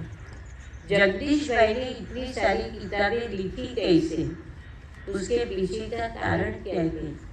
तो जगदीश भाई जो है, उन्होंने जब भी वो बाबा के रूम में जाता था, तो एक बारी बाबा ने दादियों को बोला कि जब जगदीश आता है ना, तो आप लोगों को फिर चले जाने का, क्योंकि बाबा को जगदीश से बात करनी होती थी। तो दादी को एक बारी तो मन में लगा कि जगदीश आता है और हम क्यों चले जाए, बाबा हमारे सामने बात कर सकते हैं। लेकिन जब भी जगदीश भाई बाबा के सामने बैठता था, तब शिव बाबा की प्रवेशता होती थी और बाबा उनको ज्ञान सुनाता था। अभी देखो डायरेक्ट भगवान स्पेशल ट्यूशन देता था। और जगदीश भाई को के बाबा के प्रति का जो प्यार था, जो स्नेह था, क्योंकि जब बाबा के पास जाता था तो बाबा की रूम के सामने जगदीश भाई की रूम रहती थी। वो रात को गुड नाइट करने जाता था तो उनको बाबा से उठने का मन नहीं होता था। तो कई बार दादी आके बोलती थी कि जगदीश तुमको ध्यान नहीं है बाबा को आराम करने देने का, अभी तुम अपनी रूम में जाओ। तो वो अपनी रूम में जब जाता था तो उनको नींद नहीं आती थी। वो बाबा की लाइट को देखता था कि बाबा की लाइट जब बंद हो तब मैं सो जाऊं। और बाबा भी देखता था कि बच्चा सोया ही या नहीं। तो बच्चे की लाइट जब चालू रहती थी तो कई बारी बाबा रात को जगदीश भाई की रूम में जाता था। मतलब बच्चे अभी क्यों जाग रहे हो? मतलब बाबा मुझे नींद नहीं आती। नहीं बच्चे सो जाओ। बाबा सिर पर हाथ घुमाता था और कहता था अभी लाइट बंद कर दो, और बाबा लाइट बंद कर देते थे और वो सो जाता था। लेकिन फिर भी उनके आंखों के सामने वही बाबा दिखाई पड़ता था। कहने का मतलब ये है कि हम ऐसे लोगों की जीवन कहानी पढ़े कि जिसके कारण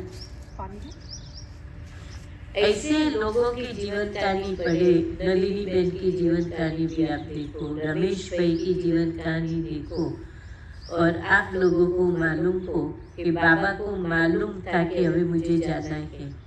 तो बाबा ने सेवा के लिए कैसे माउंट आबू में स्थान बनवाया म्यूजियम।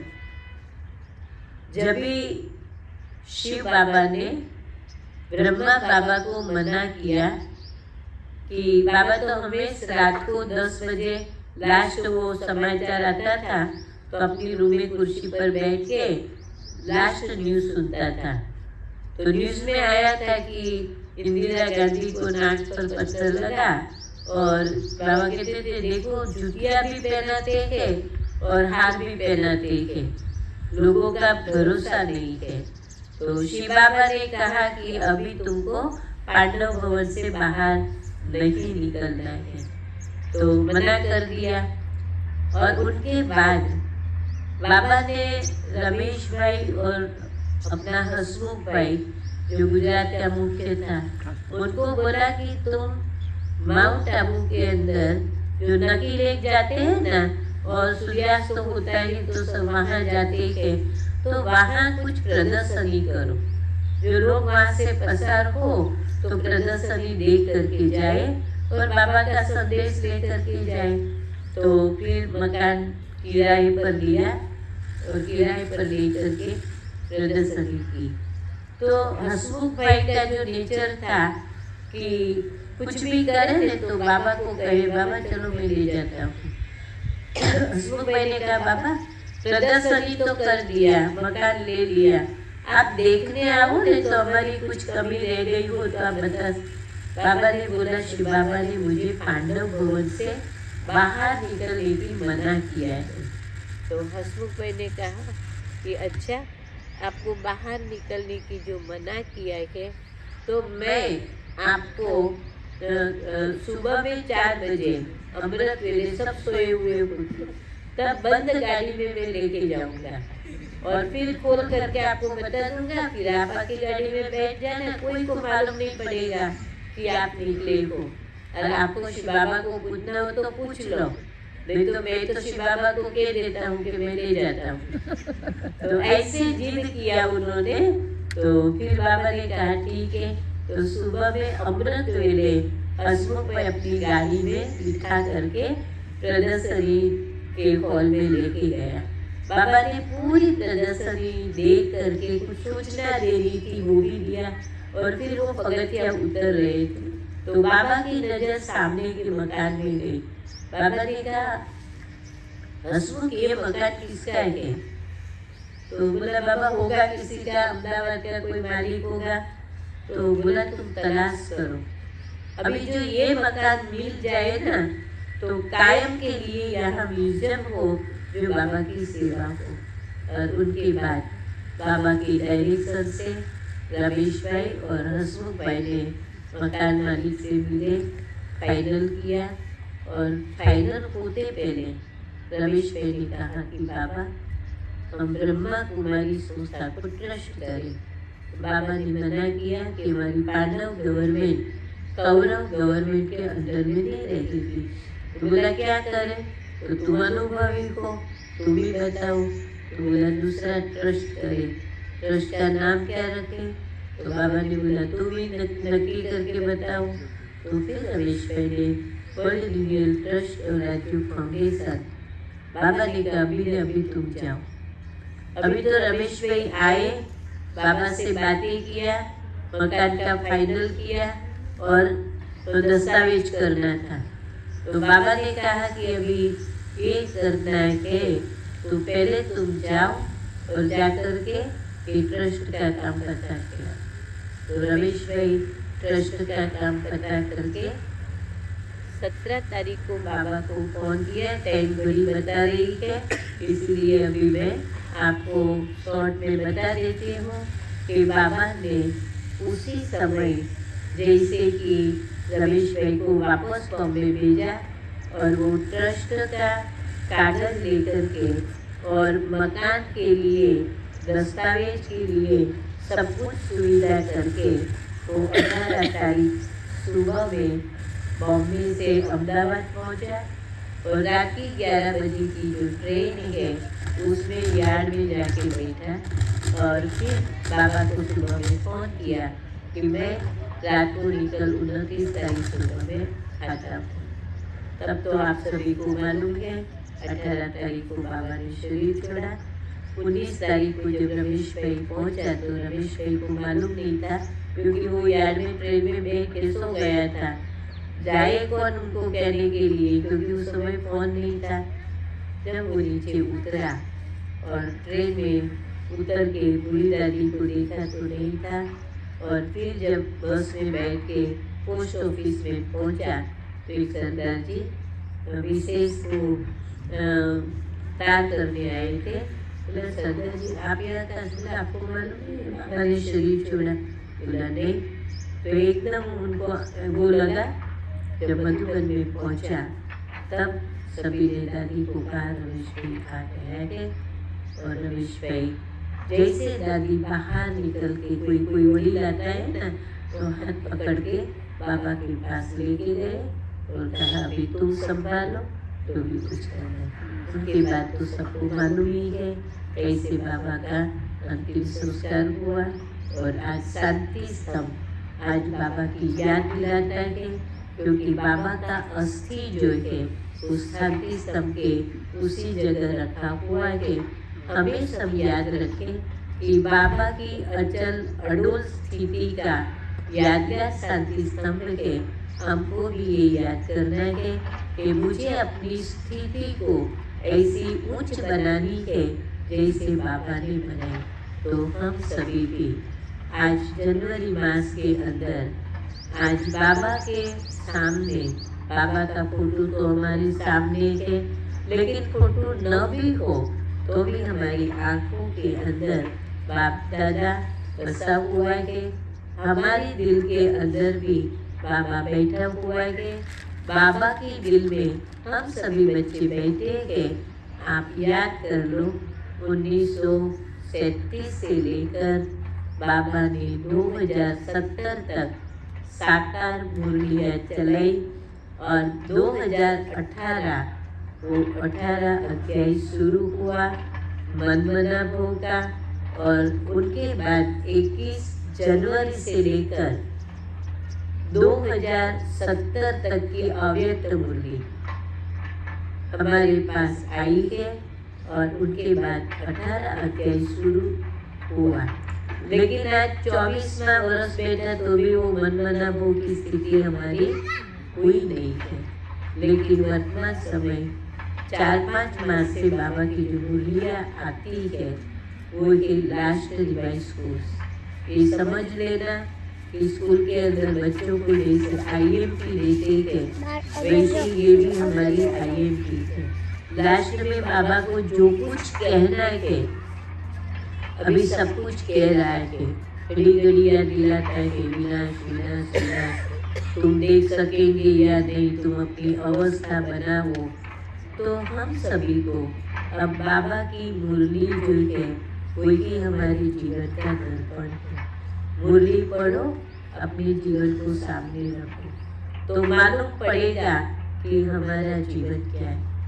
और एक एक बातों को किसी को नहीं देखो, बाबा कहते हैं ना, किसी व्यक्ति को नहीं देखो, किसी वैभव के नहीं देखो, किसी के लगाव में नहीं आओ, किसी के लिए व्यर्थ संकल्प नहीं चलाओ, न अपने लिए चलाओ। लेकिन वो बाप दादा के समान बनना है निराकारी स्थिति और साकार ब्रह्मा के किए हुए कर्म को फॉलो करने के लिए हमको क्या करना है, कैसे बिजी होना है। मैं आपको इतना ही कहती हूँ कि अपने जीवन में बाप दादा ने ज्ञानों से, ज्ञान के रत्नों से खूब भरपूर किया है। दैवी गुणों के श्रृंगार से बाबा ने सजाया है और इतनी शक्ति विकारों के सामने विजय प्राप्त करने के लिए कर रहे हैं। हम लोग ये समय को चुके नहीं और उनके लिए हम इतना ही प्रयत्न करें कि इतनी सारी पार की किताबें निकली हुई है, इतनी छोटी छोटी किताबें भी आप हमें अपने पास रखो। मैं हमें अपने रूम में लाइब्रेरी बनाई है और नींद नहीं आती तो कंटाला नहीं आता, किताब लेके बैठती हूँ और पढ़ने की नियम रखा है। रात को सोते पहले भी बाबा की मुरली पढ़ के सोना और अमृत वेले बाबा की याद करके फिर मुरली पढ़ना। और क्लास में तो जब मुरली मैंने सुनाती है वो तो ऐसे भी सुनी जाती है। तो क्या है कि बाबा की मुरली ही हमारा जीवन है। जो कुछ है हमारे सामने, जो भी परिस्थितियाँ आती है उनका जवाब जो है वो बाबा की मुरली है। तो बाबा की मुरली से इतनी लगन हो, इतनी प्रीत हो, एक भी दिन वो हम मिस नहीं करें। तो इसीलिए हम सभी, मैं ये सोचती हूँ 1974 से मैं नडियाद में आई हूँ। आपको कोई भी मुरली चाहिए साकार, मेरे पास सब बुक बाइंडिंग है। और हम लोग क्या करते हैं, मुझे भाई बहनों का अनुभव है कि मुरलियाँ जब लेके जाते हैं और जब बहुत हो जाती है ना मुरलियाँ और मैगजीन, तो सेंटर पर कहेंगे बहन हम यहाँ लेके आए क्योंकि आप सभी को दे सको, ऐसे होता है, हमारे पास तो होता है।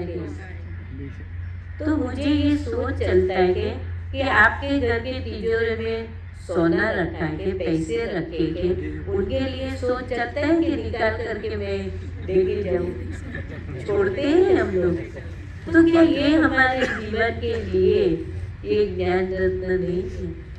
मैं कभी भी बाबा की एक भी मुरली ऐसे नहीं हो कि मेरे पास नहीं हो। और अव्यक्त मुरलियाँ जो है करीबन 46-48 मुरलियाँ हैं।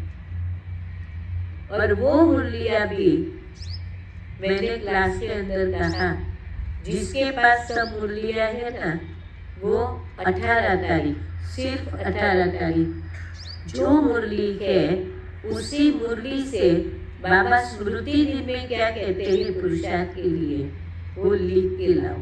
तो एक हमारी बहन जो है हॉस्टल की, उन्होंने मुझे 2 बाबा की अव्यक्त मुरली 21 तारीख से शुरू होती, मैंने 18 तारीख 2070 1970 से लेकर के 2070 तक की बाबा की अव्यक्त 18 ही तारीख की मुरली के बाबा ने पुरुषार्थ के लिए क्या कहा है वो पूरी लिख के मुझे दिया। और दूसरे भाई को क्लास में बोला कि बाबा की जितनी भी अव्यक्त मुरलियाँ है 47 किताब में मुरलियाँ, सिर्फ याद प्यार लिखो। कितने चौपड़े भरे उन्होंने, सिर्फ याद प्यार। क्यों कि मुरली का सार याद प्यार में, सारी मुरली का जो मक्खन कहो वो बाबा की याद प्यार में। आप बिजी रहना है ना तो कुछ भी रीति से रह सकते हो, लेकिन शौक होना चाहिए पढ़ने का। मैंने कितने लोगों की, योगी पुरुषों की जो किताबें पढ़ी है, इन लोगों ने कितनी साधना की। बाबा ने तो हमको सहज राजयोग सिखा दिया, इसलिए वो साधना हमको थोड़ी तकलीफ की लगती है, लेकिन अभी अंतिम समय होने के कारण बाबा ने यही जवाब दिया है कि अंतर्मुखी बनकर एकांत में रहकर आप अपने को देख करके पुरुषार्थ करो। तो आज इसी जनवरी मास में मैं आप सभी आत्माओं से यही आशा रखती हूँ कि हम सभी मिल करके बाबा के शुरुआत का पाठ पक्का करें। हमने क्लास में कहा कि आपके पास नोटे न हो तो हम आपको नोट मंगा करके सबको दे देंगे। 100 नोटे मंगा के सबको दिया। अभी लिखो मैं आत्मा हूँ, घर की व्यक्ति का नाम लिखो कि ये आत्मा के बच्चे का नाम लिखो। रोज आप एक एक पन्ना ये आत्मा के बारे में अपने लौकिक परिवार की व्यक्तियों के नाम से लिख करके, कईयों ने भर भर के नोटें दी और अभी नोट पूरी हुई तो आप नोट लाके चालू रखें, क्योंकि तो ही हम अपने बाबा के अंतिम कर्मातीत अवस्था क्या होती है वो अनुभव कर सकेंगे।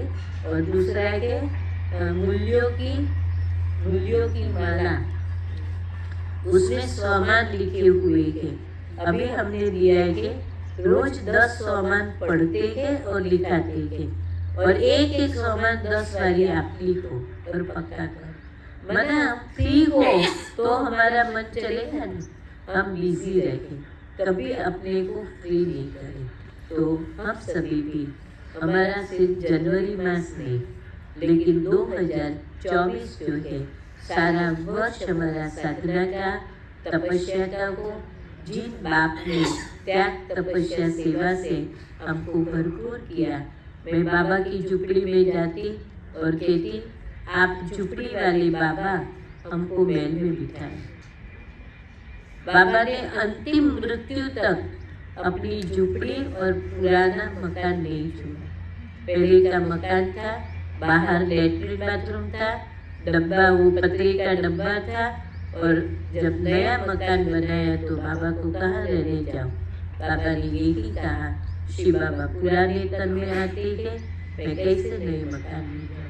इसीलिए नया मकान में बाबा अंत घड़ी तक नहीं गया, पुराने मकान में रह के पुराने मकान में ही शरीक है। और हम सभी को तो बाबा का लाख लाख शुक्रिया अदा करें। सेंटर भी भवन जैसा दिया है और हम बच्चों को मकान भी बहुत बड़ा दिया। तो आज हम सभी यहाँ बैठे हुए के महेश भाई और बहन का नाम सोनल बेन, महेंद्र भाई और सोनल बेन। देखो इन्होंने जो ये मकान किया तो बोला अभी मुहूर्त भी नहीं किया है, यज्ञ भी नहीं किया है, लेकिन सचमुच ये दोनों भाग्यशाली है कि भगवान ने रुद्र ज्ञान यज्ञ रचा है। तो रुद्र ज्ञान यज्ञ के रचने वाले प्रैक्टिकल बाबा के रुद्र ज्ञान यज्ञ के संभालने वाले ब्राह्मण आज इस नए मकान के अंदर और इस जमीन के अंदर पांव रखा है। और यही आप सभी के योग के वाइब्रेशन से ये एक साधना का, बाबा ने जैसे कहा एकांत में कुदरत के सानिध्य में, तो ये जो बहुत बड़ा बना है वो भी एक बाबा की सेवा में, सभी बाबा के बच्चों की साधना में ये बनाया हुआ है। यही मैं कहूँगी कि इन आत्माओं को भी आप सभी की आज के दिन की दुआएं कहो, या जब भी ऐसे प्रोग्राम बनते रहेंगे उनकी दुआएं कहो, या आशीर्वाद बाबा का कहो, उन आत्माओं को मिलता रहेगा। और बाबा के द्वारा किसी जगह की बाबा को कराना होगा, इसीलिए उनको दिया हुआ है। तो यही उनकी भावना भी है और हम सभी का योग का वाइब्रेशन तपस्या का भी मिला है। तो उन दोनों आत्माओं को भी मैं अपने तरफ से बहुत बहुत अभिनंदन देती हूँ और वही दोनों बाबा के पूरे वारिस बन करके बाबा के द्वारा सत्य की दुनिया का पूरा हक प्राप्त उन आत्माओं को हो। ऐसी आज के दिन शुभकामना के साथ ओम शांति। और शारदा बहन, कार्ती बहन, शीतल बहन, वो तीनों ने ही याद करके आज के दिन हमको बुलाया है, उनका भी बहुत बहुत शुक्रिया है। और आज मैं ये याद करती कि शारदा बहन हमारे पास नडियाद में थी और दीदी ने उनको सिर्फ 15 दिन या मास की सेवा में बुलाया हुआ था, लेकिन इतना दिन मुझे लगता है एक मास पूरा नहीं हुआ शारदा बहन का। और आप सभी ने उनको रख लिया है। शीतल बहन भी हमारे पास 15 बरस रही और उनको भी जैसे बाबा बेहद की सेवा में हरे की विशेषता के द्वारा और गुजरात के अंदर बहुत बहने टीचर बन के निकली है। आज हमको खुशी है कि हर एक जगह बाबा की सेवा में पहुंची हुई है। ऐसे ही बाबा सेवा कराते रहिए। ओम शांति। हम सभी के दिल में शायद ये आए कि हमारे पास कोई शब्द नहीं है कि हम उनका धन्यवाद करें। ये शब्द बहुत छोटे हैं, लेकिन आपने आपके 58 सालों का जो निचोड़ था वो थोड़े शब्दों के अंदर हमें यात्रा के रूप में अनुभव कराया। और मुझे ऐसे ही लग रहा था कि हम कोई क्लास नहीं सुन रहे हैं, लेकिन हम योग में भी बैठे हैं, हम सुन भी रहे हैं। तो वो अनुभूति हम सभी को हुई है।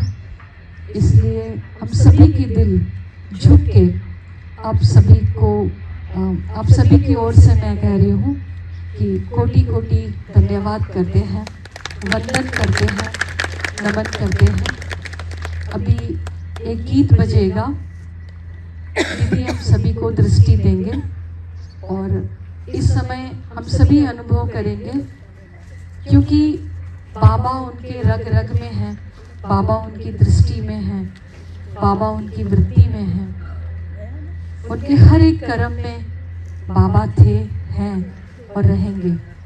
तो ऐसे बाबामय जीवन वाली दृष्टि को हम अभी 3 मिनट के गीत के साथ पूरी एकाग्रता के साथ दीदी से शक्ति के रूप में स्वीकार करेंगे।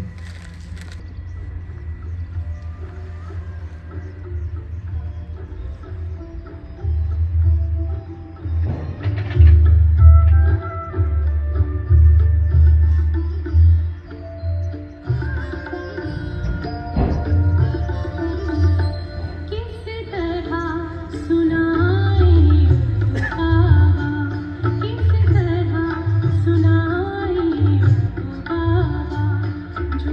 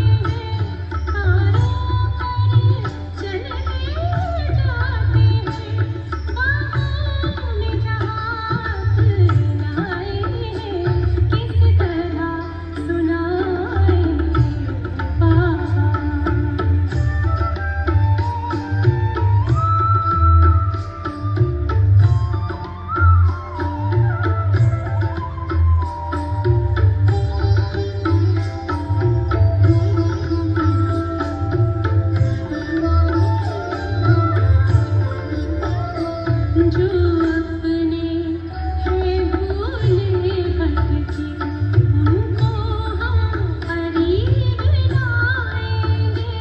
जो अपने हैं भूले भटके उनको हम करीब लाएंगे। तेरे सद्जान की घुटी से उन्हें खुश नसीब बनाएंगे।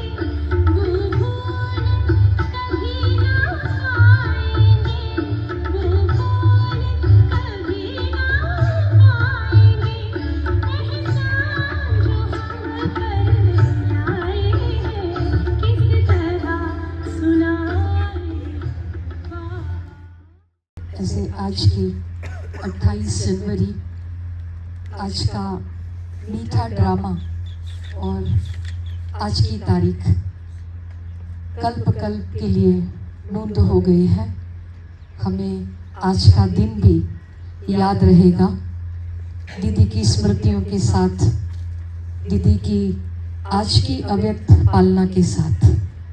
तो हम फिर से पुनः आभार व्यक्त करते हैं हमारी प्यारी दीदी को।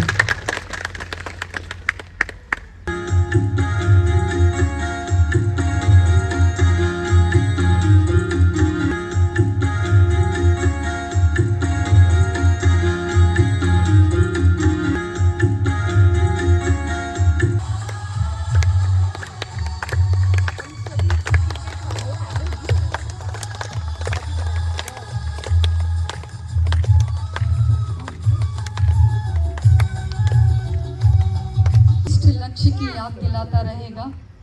और ये समय का जो चक्र है वो समय की आज की तारीख और आने वाले समय में हमें क्या करना है वो बातें इनको याद कराती रहेंगी।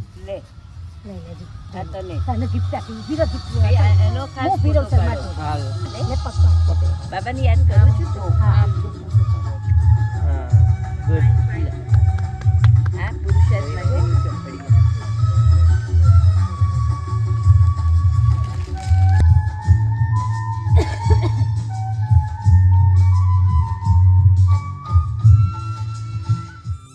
ओम शांति।